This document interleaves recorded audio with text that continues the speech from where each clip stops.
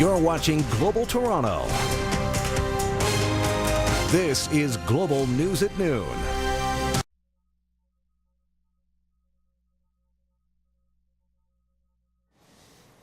Well, the Ontario Progressive Conservatives spoke just a few moments ago, responding to the allegations facing their now former party leader, Patrick Brown. Here's what they had to say when they learned the news. Clearly it was a shock.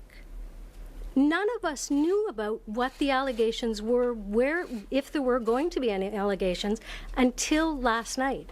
We need an opportunity to have those conversations internally, but absolutely it was a shock. All right, for more on the political fallout, I'm joined now by Alan Carter, of course, co-anchor of Global News at 5:30 and 6, and our Queen's Park Bureau Chief and political consultant Lisa Kinsella with the Daisy Consulting Group. Alan, first, with an election looming just months away, what's the priority for the Progressive Conservatives? What's next for the party? Well, Steve Clark, the deputy leader, just said it when he was asked just moments ago. He says the priority for us is to put ourselves in a position so we can win the next election. That is the priority. The party's got to start looking forward. So tomorrow morning, the caucus will reconvene. There's a lot of people who have been away. There are people who are cutting their vacations short, coming back to Queen's Park. Caucus will meet tomorrow morning at 9 a.m. and they'll decide a couple of things. One, they're going to decide who will be the leader, and two, will it be an interim leader or a permanent leader to take them through the next election? They're also going to decide whether or not Patrick Brown stays in caucus. Yeah, okay, a bunch of questions to deal with there. Lisa, do you think that there's time for a leadership convention or a leadership race of any sort here, or do the PCs have to just find an interim leader? Well, I think, honestly, they need to find an interim leader who can take them into that election. I know a lot of Liberals are a little excited and giddy over the fact that they now are getting a new leader for the PC party, but I would caution against any excitement. I think Patrick Brown was exactly the leader the Liberals would have wanted to go into an election against, and we need to remember the PC party has an opportunity here to pick the right candidate to lead them into an election, whether it be a woman or someone who's more likable or someone who's even outside of the caucus. All right, let's talk about a few names, because several names have been put forward. Alan, what are you hearing about who could possibly lead the PCs into the next election? Well, let's divide it into three categories. So we'll start within the caucus, and you have Vic Fideli, who is a finance critic, well-liked. There's him. He mounted a campaign before, fell short. There's also Lisa MacLeod, very popular, very able MPP from the Ottawa area.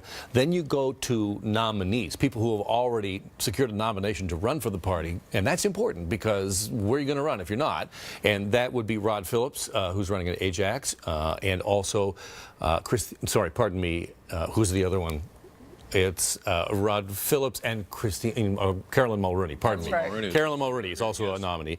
Then you go outside and you got Christine Elliott, who finished second last time. Maybe she comes back yet. Mm-hmm. Yeah, Christine Elliott, who should have been picked at that convention. I think we would be in a very different landscape, politically, and certainly given what we learned about last night.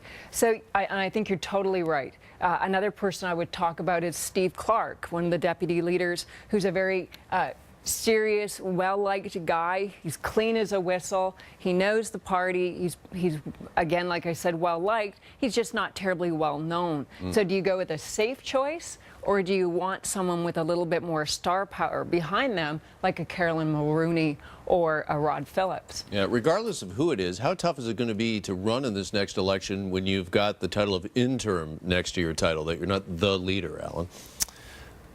I think that the leadership will be decided at the ballot box. That's not an issue, right? Because you go, I mean, what are you going to say? You're going to say to the people, you're going to vote for me for the qualities that I have and the platform that I'm presenting.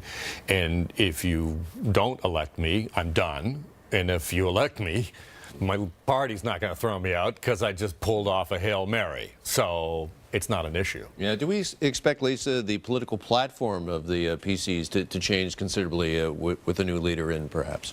Well, I think for sure. I mean, you have the social conservatives who are very unhappy with the platform that Patrick Brown put out, which was, in effect, a liberal platform.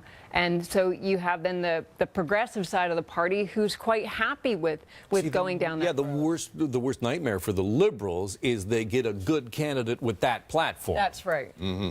Yeah, and you got to think they're in scramble mode right now, Alan, the PCs. Again, we're just months outside of the election here, and of course, probably just weeks from really kind of hitting the campaign trail in earnest. And you would have to think just, you know, when you look at the mechanics of this, was there a lot of things printed up with Patrick Brown's name and picture and photo? Oh, my goodness. Somewhere there's a printer going, oh, man, double the money. Yeah. The banner ads were all ready to go. The bus is wrapped.